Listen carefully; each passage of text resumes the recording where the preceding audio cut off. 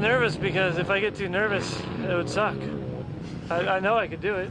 It's just, the more you make out of it, you know, I know the physics and I know that it makes sense, so I just had to go do it. The more you look at it and the more you size it up, the more nervous you get, so I'm not really into that. To me, this is easier than actually when I race. 90 miles an hour through trees sideways is pretty damn scary.